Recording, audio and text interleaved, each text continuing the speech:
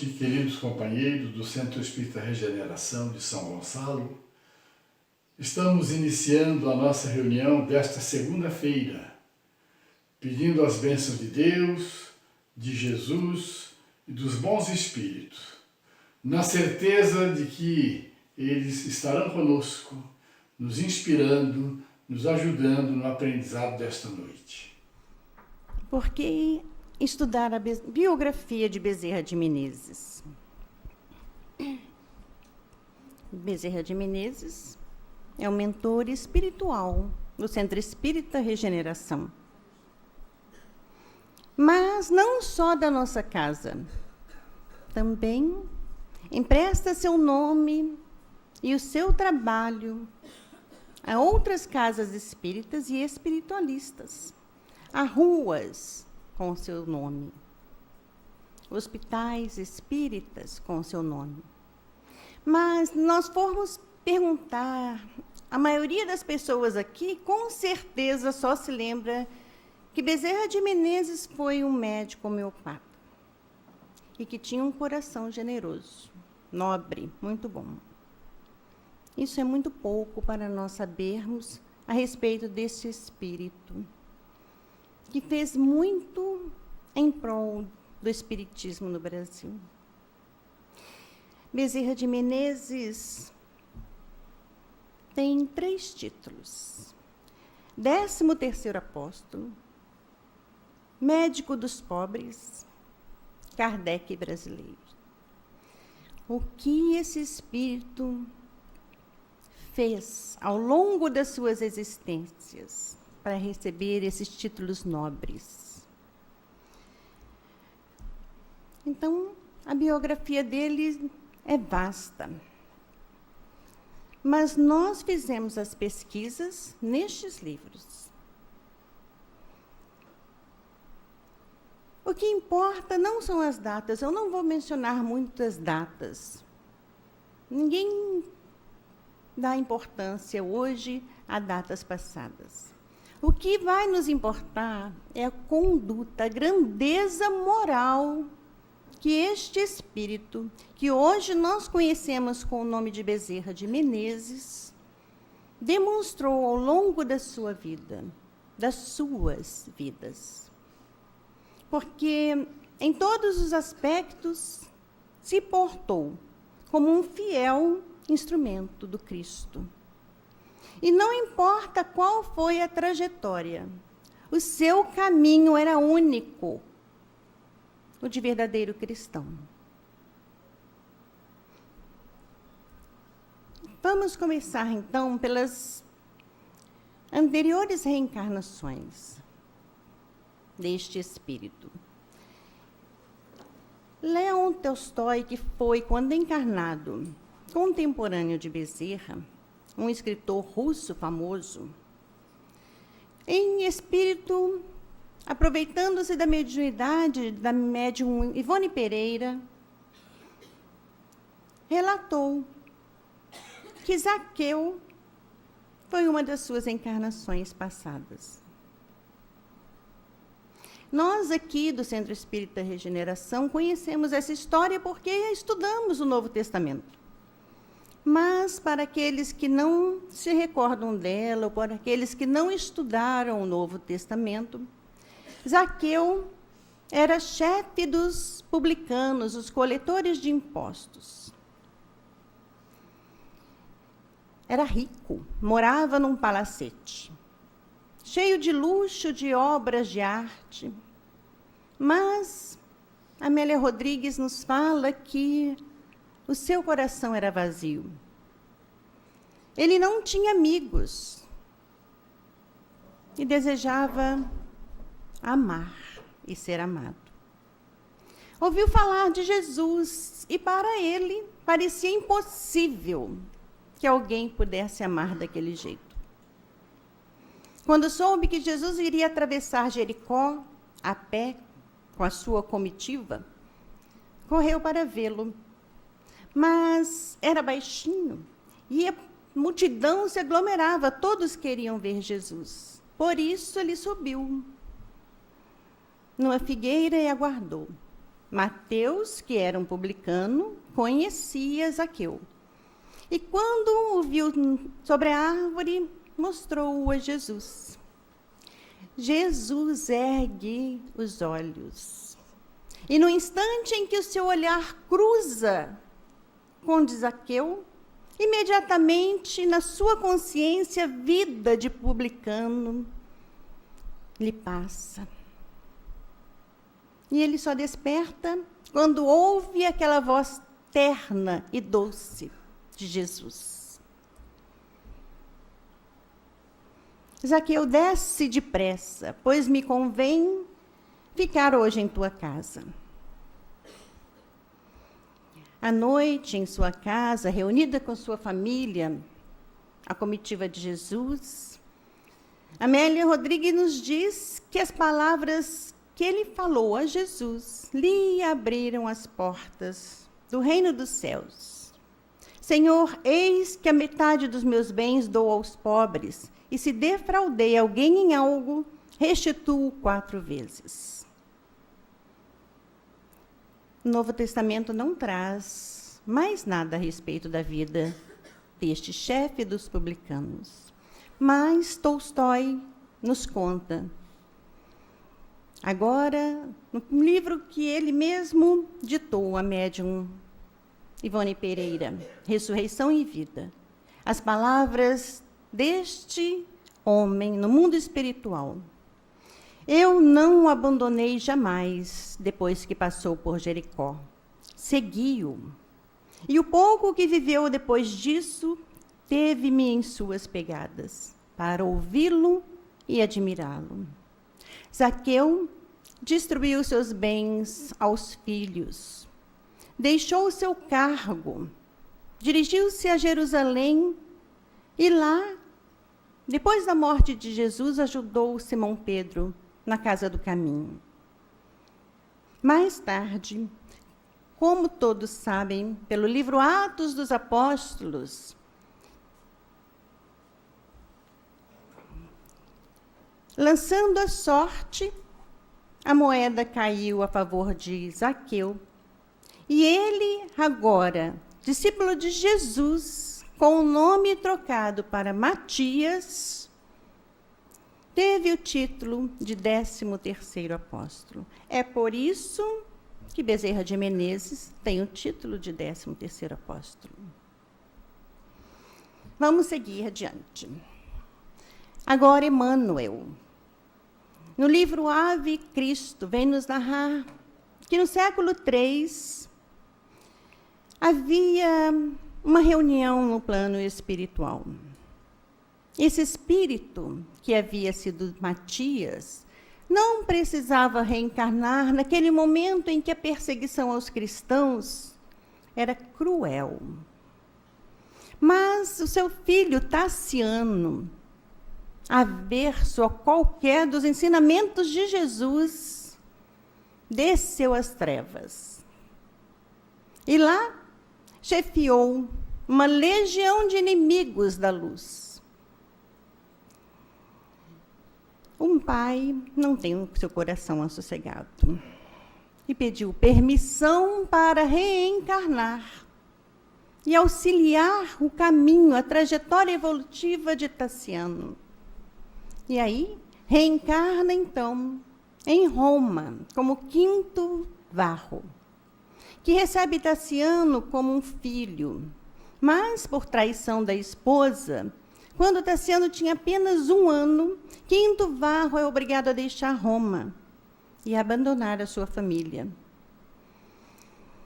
Na sua trajetória, encontra-se com Ápio Corvino, um servidor de Jesus, que é morto, assassinado no lugar de Quinto Varro. Mas antes de morrer, Ápio pediu a Quinto Varro que se dirigisse a Leão, na igreja de São João, levando um saquinho com as únicas moedas que ele havia conseguido juntar para a igreja. Em virtude da morte daquele espírito Ápio Corvino, trabalhador de Jesus, Quinto Varro assume a sua personalidade e assim se mantém escondido. Chega a Leão, que era uma igreja, a igreja de São João, que era um verdadeiro templo de fé.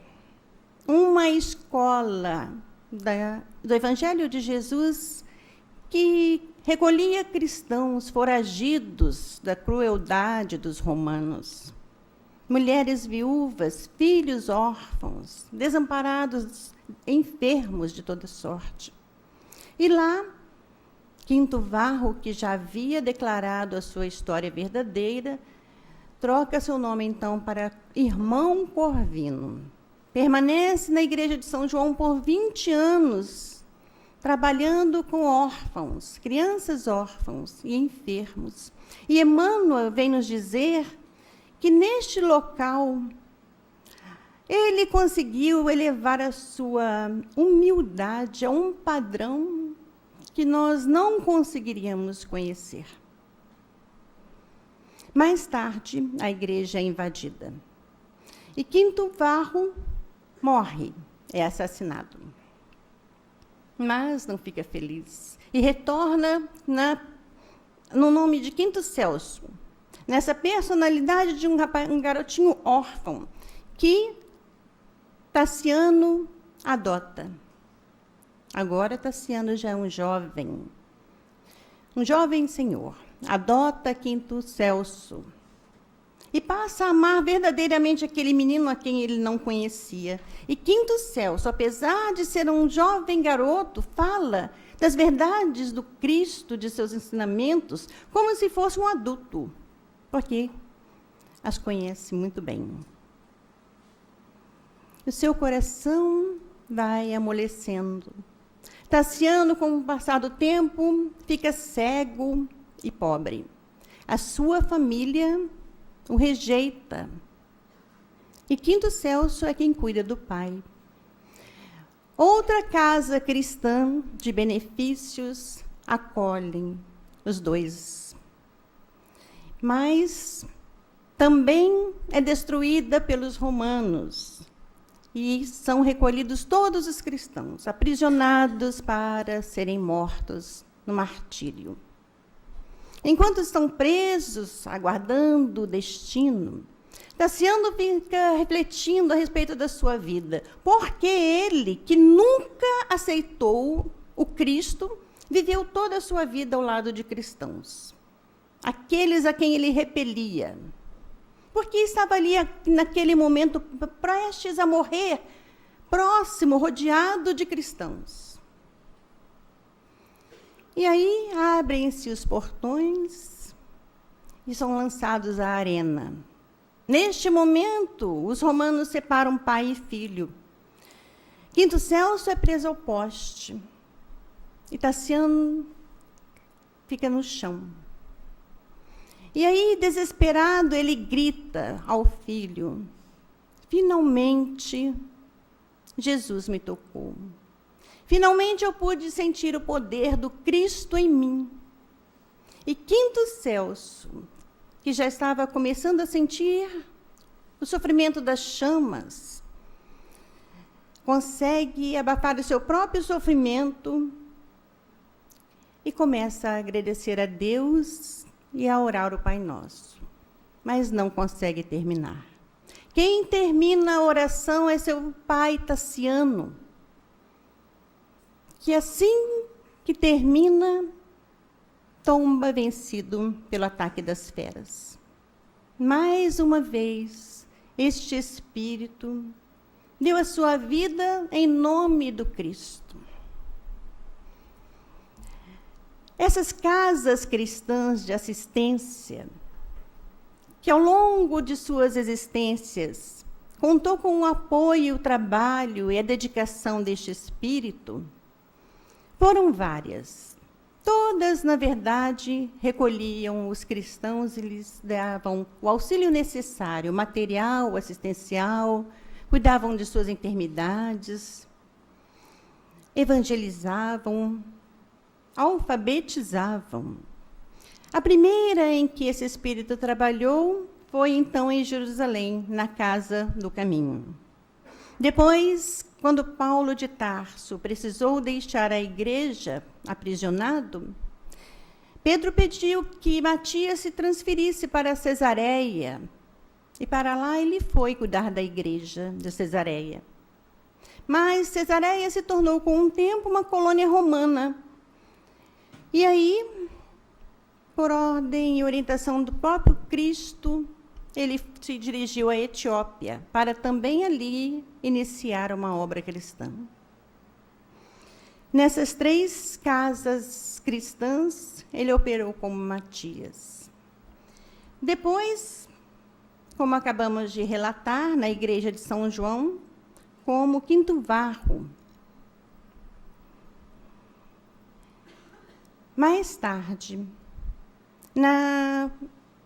no lugarejo chamado Óstio, uma colina próximo a Roma, na personalidade de Parmênio, ele também criou uma casa que chamou Casa dos Benefícios. Mas, na verdade, todas as casas cristãs eram casas dos benefícios. Essa casa tem uma ligação com outra casa dos benefícios, que foi a única em que ele, encarnado na personalidade de Bezerra de Menezes, fundou. Estava com 60 anos e foi no Brasil, na cidade do Rio de Janeiro. A história dessas 2 casas, a de Óstio e a do Rio de Janeiro, são entrelaçadas. E é essa história que nós agora iremos falar. No século VI, na personalidade de Parmênio, quem relatou essa história foi o próprio Bezerra de Menezes, em 1986, através da psicografia de Chico Xavier. Ele contou que na cidade de Óstio, ele se recolheu, já um pouco idoso, porque a família não aceitava o Cristo. E ele se afastou da família e para lá foi, numa antiga mansão, e começou a receber as mulheres, viúvas, os filhos, os necessitados, os enfermos, e ali cuidava de todos. Na cidade de Roma, não muito distante de Óstio, haviam 2 irmãs gêmeas, Ceres e Cecília, que eram muito iguais fisicamente, mas espiritualmente nada tinham em comum. E Ceres, com inveja, com ciúmes da felicidade da irmã, casada com Coriolano e mãe de Pompílio, com sua intriga, fez com que o cunhado achasse, acreditasse que Cecília o havia traído com um homem a quem ele desprezava, a quem ele odiava, Cláudius, e que havia fugido com ele. De fato, quando retornou da viagem, Coriolano não encontrou a esposa. Cecília não estava em casa com Pompílio. Estava há 2 dias alojada na Casa dos Benefícios de Óstio, sob os cuidados do irmão Parmênio, porque Pompílio, seu filho, estava desenganado pelos médicos. E a sua amiga lhe contou das obras assistenciais de Parmênio, nas curas que ele conseguia pela sua fé. Então, o coração aflito de mãe levou seu filho até Óstio. Foi para lá que Coriolano, com seu ódio, se encaminhou, com outros homens fortes. Mas, ao chegar no local, já era noite, os seguranças não permitiram a sua entrada. A solução que ele encontrou foi lançar fogo à mansão, em todas as suas direções. E, em pouco tempo, Parmênio, centenas de pessoas que ali se alojavam, e a sua obra assistencial se reduziu a chamas. 13 séculos depois, essas pessoas foram reunidas, agora renovadas, seguidoras do ensino de Cristo, prontas para o reajuste. E com elas, trabalhadoras, Bezerra de Menezes fundou o Grupo Espírita Regeneração, que é localizado no Rio de Janeiro, no bairro Maracanã. Aqueles que haviam incendiado a Casa dos Benefícios de Óstio, agora traziam os seus benefícios, o seu trabalho, a sua fé, para reerguer aquela obra que havia sido interrompida pela insanidade. 60 anos depois do seu fundamento, já em espírito, Bezerra de Menezes solicita a Chico que envie a psicografia a Alcides, que era o presidente do Grupo Espírita Regeneração, pedindo que ele acrescentasse ao nome da instituição a expressão Casa dos Benefícios, já que aquela casa iria dar continuidade ao seu trabalho interrompido.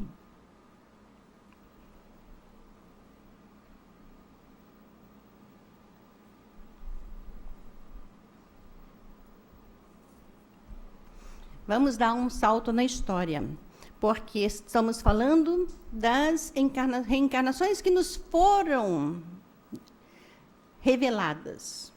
Então, pulamos do século VI para o século XVI.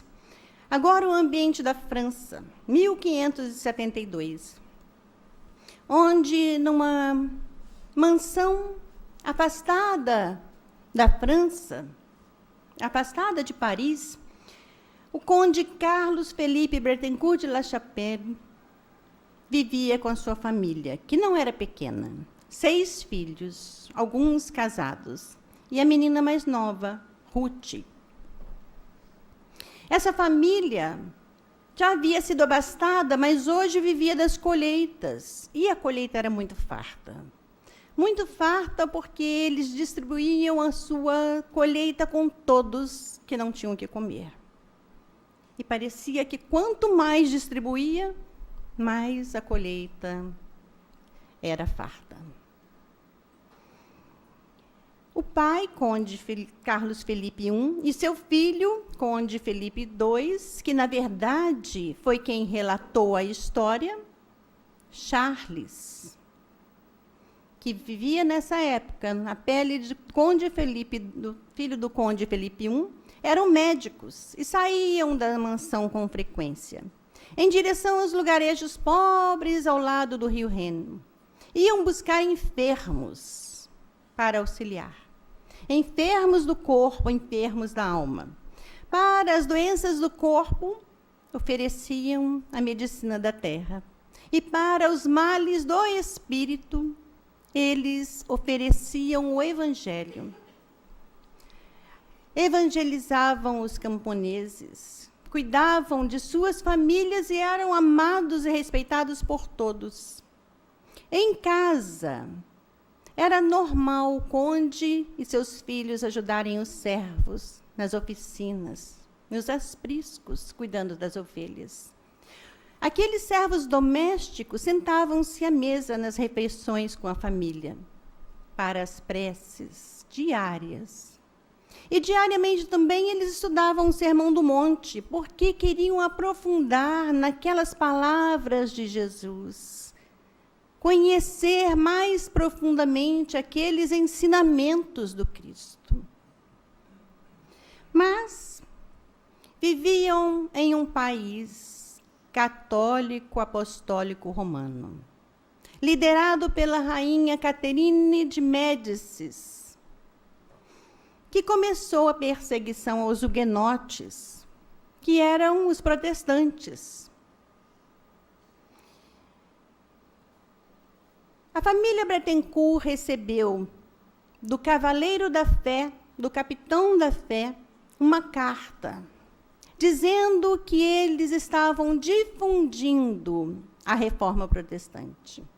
Porque aquela família realmente simpatizava com a reforma que Martinho Lutero iniciou na Alemanha.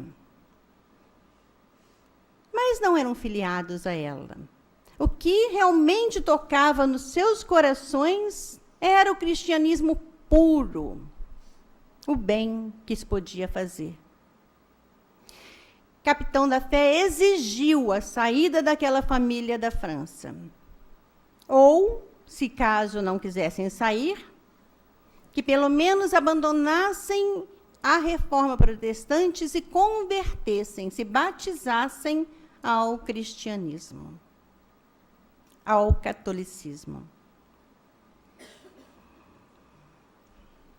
Mas o conde tomou uma decisão.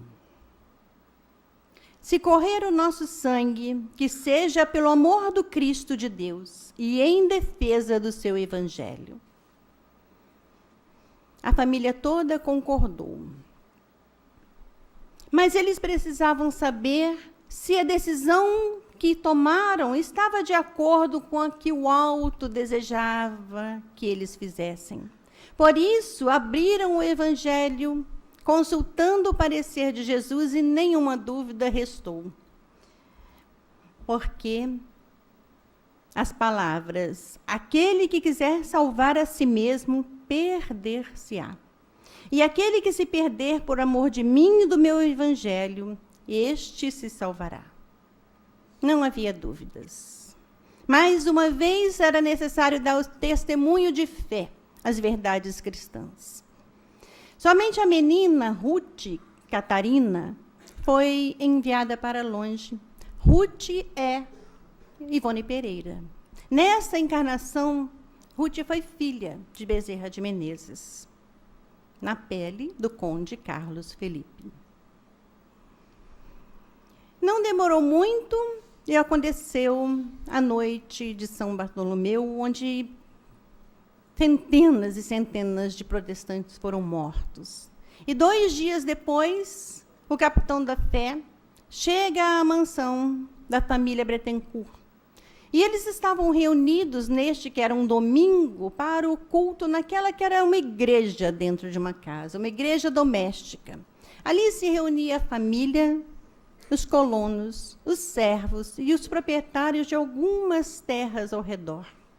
Estavam estudando o evangelho, mas chegou o capitão da Fé, que friamente e cruelmente dizimou a todos, queimou toda a sua plantação e destruiu a moradia do casal. Mais uma vez, a sua vida foi dada como testemunha sua fé em Jesus. E agora chegamos ao século XIX. Esse século, acontecimentos importantes viriam para impulsionar o aperfeiçoamento humano. Seria no século XIX que Jesus faria cumprir a sua promessa, que está no seu evangelho. No capítulo 14 de João, eu pedirei ao Pai, e ele vos enviará outro Consolador, que ficará convosco para sempre, para que tudo corresse conforme o programado pelo Senhor. As falanges espirituais se movimentavam. As cortes, os grupamentos de espíritos de Ismael, o guia espiritual do Brasil, estavam próximos à terra, inspirando as grandes cidades. Perto do fim do primeiro reinado, em 1831, Ismael convoca a corte de espíritos para uma assembleia. E reunidos, ele lhes fala: sabemos que neste século se dará o advento do Consolador à terra. É preciso que preparemos o terreno. A moralidade deverá se instalar no coração dos homens. missionários já se encontram espalhados pelas diversas nações do planeta. Vamos nos lembrar que as mesas já estavam girando em diversos países. Quanto a nós, concentraremos os nossos esforços na terra do Evangelho, para que possamos plantar no coração de seus filhos as sementes benditas, que mais tarde frutificarão no solo abençoado do Cruzeiro. Se, por força da lei natural, as verdades novas hão de surgir primeiro no coração dos centros culturais do velho mundo,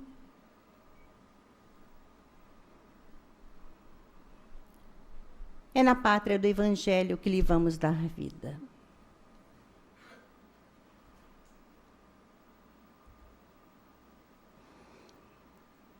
Ismael se calou por alguns instantes, depois dirigiu seu olhar para um fiel discípulo e lhe disse: descerás às lutas terrestres, a fim de concentrar as nossas energias no país do Cruzeiro. Agruparás todos os elementos dispersos com as dedicações do teu espírito.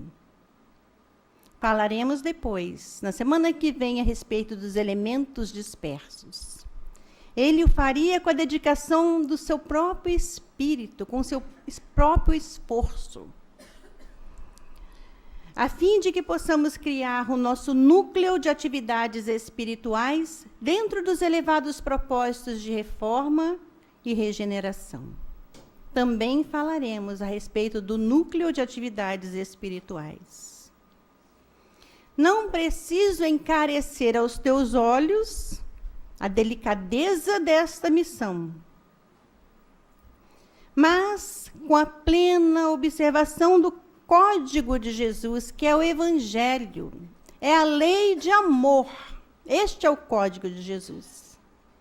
E com a nossa assistência espiritual, porque ninguém está sozinho, pulverizarás todos os obstáculos, transformarás os obstáculos em pó, a fim de que possamos criar a força de perseverança e de humildade, consolidando os primórdios de nossa obra, que é a obra de Jesus, no seio da pátria do seu Evangelho. Se a luta vai ser grande, reflete que não será menor a compensação de Jesus, que é o caminho, a verdade e a vida. Essas palavras foram tiradas do livro Coração do Mundo, Pátria do Evangelho, de Humberto de Campos. O autor continua narrando a Assembleia com muita sensibilidade e nos diz que havia um silêncio divino no ar. Que o discípulo escolhido, Bezerra de Menezes, é o discípulo de Ismael escolhido. Não conseguia dizer uma palavra. Estava envolvido em doces emoções, mas as lágrimas desciam, lágrimas de gratidão. E que havia também uma vibração de fé e de esperança, que envolvia a todos naquele momento. E uma doce voz se fez ouvir. Glória a Deus nas alturas e paz na terra aos trabalhadores de boa vontade. Bezerra de Menezes é um missionário de Jesus. Assim, no século XIX, em 1831, no dia 29 de agosto, por isso escolhemos agosto para falar deste espírito, nasce nas terras brasileiras Adolfo Bezerra de Menezes. Este espírito trazia consigo virtudes impregnadas, conquistadas por esforço próprio, esforços milenares. E vinha com a missão de consolidar e fixar o espiritismo em terras brasileiras. Vinha reunir os seguidores da doutrina espírita. Nasceu no Ceará. Se já tinha condições morais elevadas, a sua condição intelectual não deixava a desejar. Era muito inteligente, logo demonstrou isso, porque com 7 anos foi enviado para a escola pública para aprender a ler, escrever e as contas básicas de aritmética, que ele conseguiu fazer em apenas 10 meses de estudo. Em 10 meses já sabia ler, escrever e fazer as contas de aritmética. Depois, com 11 anos, foi para a aula de latim.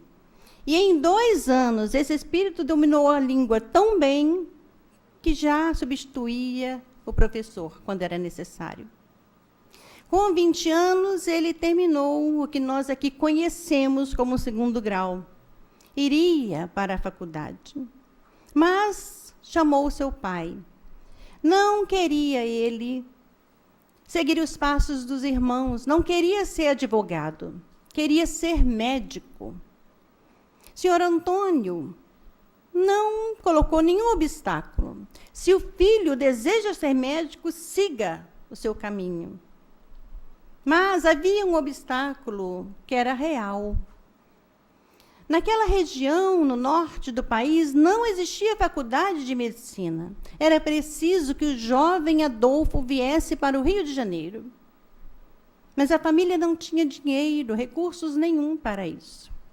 Por isso, todos os parentes se reuniram, cada um deu o que pôde, que não era muito, e conseguiram juntar 400 mil réis. Compraram a passagem de navio e algumas roupas para que ele pudesse vir. O jovem Adolfo Bezerra de Menezes chegou no Rio de Janeiro com 20 anos, completamente só. Não conhecia nada e nem ninguém. E tinha no seu bolso só 38 mil réis. Matriculou-se na faculdade de medicina e era um dos alunos mais pobres da faculdade. Não tinha livros, porque não podia comprar, e não gostava de pedir emprestado a ninguém. Então, estudava nas bibliotecas públicas. Aqueles foram anos de sacrifícios, de renúncias constantes. E ele era muito diferente dos seus amigos, porque era tímido, era arredio, não gostava de bagunça, de barulho, de confusão. Era estudioso. E quando os alunos davam descanso a si mesmo, ele se obrigava a mais estudo, mais trabalho. Desde o 2º ano, precisou lecionar para poder sobreviver. Mas se formou aos 25 anos, em 1856. Agora era um médico, Dr. Bezerra de Menezes. E com um colega seu, que tinha uma situação melhor, o que não era difícil encontrar, abriu um consultório no centro do Rio. Mas era um recém-formado, não tinha, o seu nome não era conhecido, não havia clientes, pacientes que entrassem no consultório. Em sua casa, ele começou a atender os seus parentes, depois atendeu os amigos. E conseguia um diagnóstico tão preciso, o que, aliás, acontecia desde estudante, que os amigos lhe levantavam louvores, falavam do seu nome, aí o seu nome começou a se espalhar. Pelo seu bairro, algumas pessoas começaram a ouvir e procurá-lo em sua casa. E um a um ia chegando, até que ele se viu rodeado de pacientes. Mas essa fama do jovem médico não levantou inveja dos seus companheiros, porque era muito trabalho, mas pouco dinheiro. Porque os seus clientes eram pessoas pobres, miseráveis. Bezerra de Menezes não falava a nenhum a respeito de dinheiro, mas atendia a todos.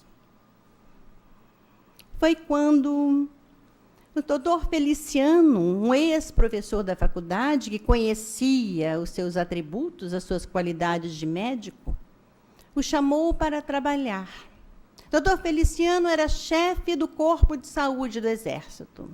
Convidou o doutor Bezerra para trabalhar no Hospital Geral. E ele aceitou. Mas ele também era chefe da clínica cirúrgica do Hospital da Misericórdia. E convidou o doutor Bezerra para fazer parte do corpo clínico. Mas essa especialidade, cirurgia, Bezerra de Menezes não tinha muita prática. Mas precisava daquele salário, já que em casa ele não recebia nada. Então, fez o que para ele era fácil. Dedicou-se a estudar e a praticar a cirurgia com tanto esmero que conseguiu que os próprios colegas o parabenizassem e menos de um ano depois estava aceito como sócio efetivo na Escola Nacional de Medicina.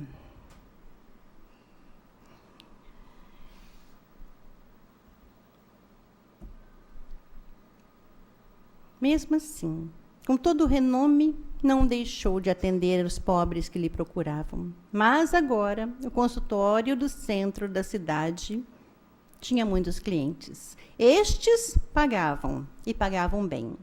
E com o dinheiro que lá rapidamente ele juntou, pôde satisfazer-se, doando aos pobres, comprando para eles remédios, roupas, alimentos, dando auxílio financeiro. Aí, viu o seu nome alongado, o doutor Bezerra de Menezes, o médico dos pobres. E sobre este título, ele declarou que foi o mais glorioso título que alcancei na vida. Vou falar rapidamente a respeito da vida particular dele, a vida familiar, porque nem temos muitas informações. Ele se casou aos 27 anos com uma moça, Maria Cândida, de 14 anos. 5 anos depois, já mãe de 2 filhos, Maria Cândida faleceu. E ele se viu só, com um menino de 3 anos e outro de 1 ano e meio. Sua cunhada, Cândida Augusta, veio ajudá-lo com as crianças. E mais tarde, quase 2 anos depois, ele se casou com a cunhada. Com ela, teve mais 7 filhos. Essa foi a sua esposa até o seu desencarne.